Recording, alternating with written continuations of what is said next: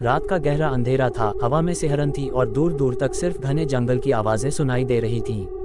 एक छोटी सी कुटिया के सामने धुंध छाई हुई थी।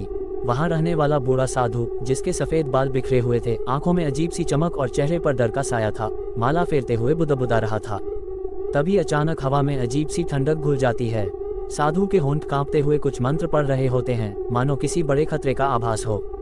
तभी जंगल की तरफ से एक युवक कुटिया की ओर आता है, चेहरे पर घबराहट और आंखों में सवालों की भरमार। उसकी चाल अनिश्चित थी, मानो वह कुछ ढूंढ रहा हो। वह साधु के पास पहुंचता है और धीमी आवाज में पूछता है, क्या ये वही जगह है जहां वो रहता है? साधु अपनी आंखें खोलता है और गहरी आवाज में कहता है, तूने बहुत बड़ी गलती कर दी है यहाँ आकर। ब्रह्म पिशाच जाग चुका है, अब तू पीछे नहीं लौट सकता। युवक चौंकता है, ब्रह्म पिशाच? वो क्या है? साधु युवक को कुटिया के अंदर बुलाता है। दीवारों पर तंत्र मंत्र के चित्र बने हुए थे और बीचों बीच एक पुरानी किताब रखी हुई थी। साधु धीरे से किताब की ओर इशारा करता है। यहाँ उस राक्षस की कहानी लिखी है जो हजारों साल पहले मारा गया था, लेकिन उसकी आत्मा कभी मुक्त नहीं हो पाई।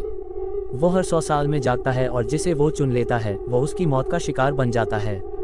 युवक के चेहरे पर डर की लकीरें उभरने लगती हैं। वह किताब के पन्नों को उल्टता है और उसे एक भयानक चित्र दिखता है, एक ऐसा राक्षस जिसकी आंखें खून से लाल थीं और दांत नुकीले, मानो वो किसी का शिकार करने ही वाला हो। साधु उसे चेतावनी देता है, तू यहाँ से चला जा, इससे पहले कि बहुत देर हो जाए। लेकिन युवक सुनने को तैयार नहीं। मुझे उससे मिलना है, मुझे मेरे सवालों के जवाब चाहिए, वह दृढ़ता से कहता है और जंगल की ओर बढ़ जाता है। जंगल में कदम रखते ही चारों ओर सन्नाटा छा जाता है। पेड़ अचानक से हिलने लगते हैं और उसे पीछे से किसी के चलने की आवाज सुनाई देती है।